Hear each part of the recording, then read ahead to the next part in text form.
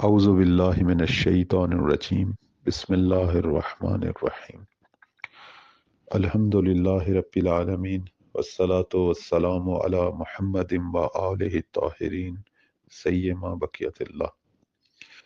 موضوع سخن سورہ حجرات آیت نمبر 12۔ پروردگار کریم فرما رہا ہے کہ یا ایہا الذین آمنوا اجتنبوا کثیرا من الظن، اے ایمان والو اپنے بہت سارے گمانوں سے دوری اختیار کریں۔ ان بعض الظن اسم، جو کہ بعض گمان جو ہیں وہ گناہ ہیں۔ ولا تجسسوا، اور ایک دوسرے کی جاسوسی تجسس جو ہے وہ نہ کریں۔ ولا یغتب بعضکم بعضا، تم میں سے بعض جو ہیں وہ بعض کی غیبت نہ کریں۔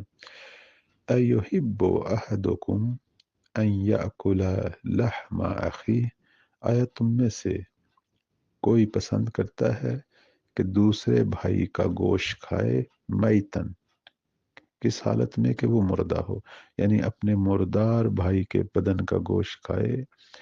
فکرہتموہ، یقیناً تم نہیں کھاؤ گے بلکہ اسے ناپسند جانو گے۔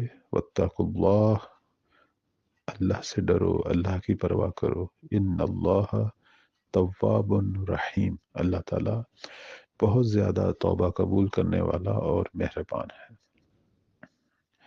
جس طرح اس سے پہلے والی آیت میں اللہ نے ایک دوسرے کا مذاق اڑانا، ایک دوسرے کی تحقیر کرنا، اس سے منع کیا ہے، تو اس آیت مجیدہ میں اللہ نے 3 چیزوں سے منع کیا ہے، 3 گناہوں سے، جسے میں یوں کہوں گا کہ ہمارے تمام گناہوں کی جڑیں ہیں۔ ایک سوء ظن، بدگمانی، دوسرا ایک دوسرے کی ٹو رکھنا، تجسس کرنا تاکہ ایک دوسرے سے باتیں معلوم کر کے آگے پھیلائیں، اور تیسرا غیبت۔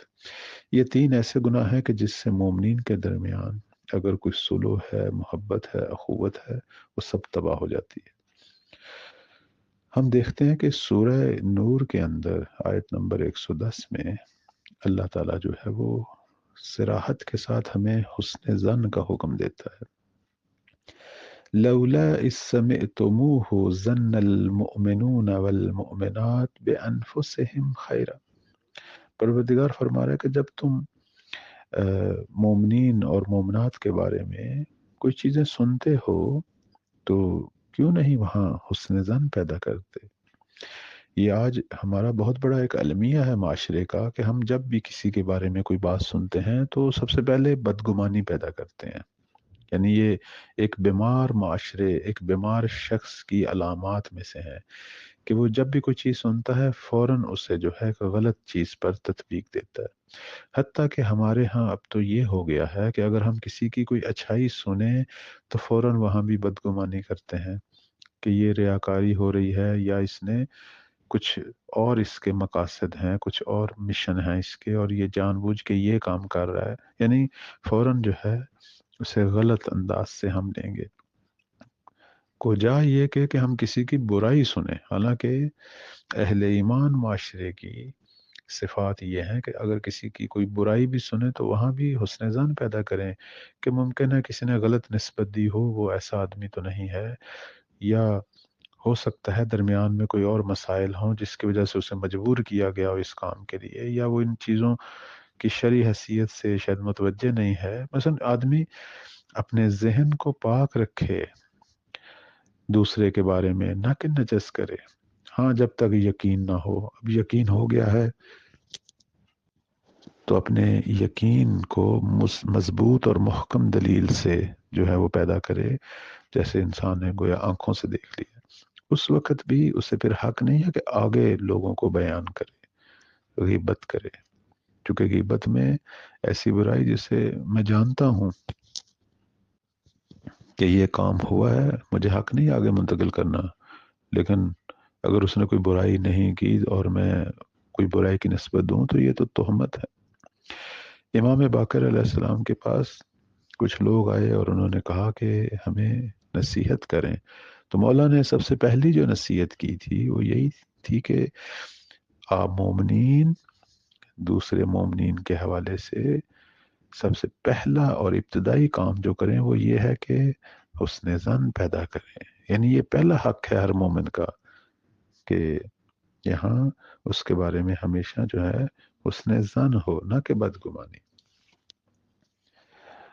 آج آپ دیکھیں کہ جس طرح خود اس سورہ مجیدہ کے اندر 9ویں آیت میں اللہ تعالیٰ نے اسلامی اور ایمانی معاشرے کو ظالموں سے بچانے کے لیے جہاد کا حکم دیا ہے، تو اسی طرح ایک اسلامی اور ایمانی اہل انتظار معاشرے کو بنیادوں سے بچانے کے لیے کہ ان کے درمیان محبت رہے، صلح رہے آپس میں، اللہ تعالیٰ نے ان 3 گناہوں سے جو کہ دشمن ہیں ہمارے، ان سے بھی جہاد اکبر کا حکم دیا کہ اپنے نفس سے لڑیں، اپنے اندر سے بدگمانی ختم کریں، غیبت ختم کریں، ایک دوسرے کی جاسوسی تجسس ختم کریں، چونکہ یہ اندر سے اسلامی معاشرے کو تباہ کر دے گا. یہ ایک ایسی بیماری ہے کہ جو اندر سے کھوکھلا کر دے گی. اور یہ وہ چیزیں ہیں کہ جو آج وہ جو عالمی حقوق دان ہیں وہ بھی نہیں بیان کرتے. وہ ظاہری حقوق بیان کرتے ہیں انسانوں کے، عالم بشر کے. اللہ تعالیٰ نے بنیادی حقوق بیان کیے ہیں. یہ اسلام ہے جو بیماریوں کی جڑوں کو بیان کرتا ہے. یہ 3 چیزیں اگر اسلامی معاشرے میں ختم ہو جائیں، آپ دیکھیں لوگوں میں کتنی محبت ہوگی، تمام طرح کے اختلافات کینے بغض ختم ہو جائیں گے.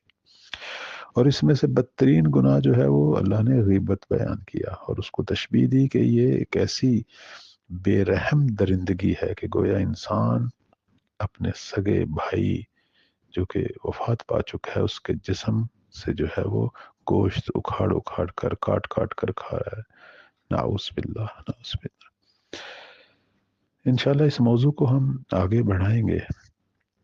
اللہ تعالی ہم سب کو توفیق دے کہ ہم ان تمام گناہوں اور ان کی جو جڑیں ہیں ان سے بچیں، اور اپنے معاشرے کو، اپنے گھروں کو، اپنے محلوں کو، اپنی سوسائٹیوں کو جو کہ کینہ اور بغض اور مختلف طرح کے جو افتراق ہیں، جدائیاں ہیں، ان سے رنج میں ہیں، اس کو محبت سے، صلح سے اور حسن ظن سے جو ہے وہ مزین کریں.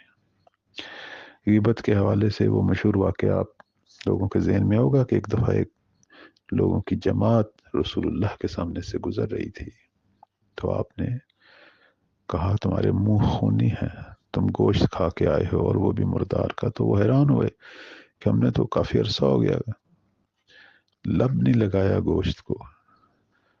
فرمایا ابھی تم نے اپنے بھائیوں کی، مومنین کی غیبت کی ہے اور معجزے کے ساتھ دکھایا ان کے منہ سے گوشت کے لوتھڑے اور خون نکلتا ہوا.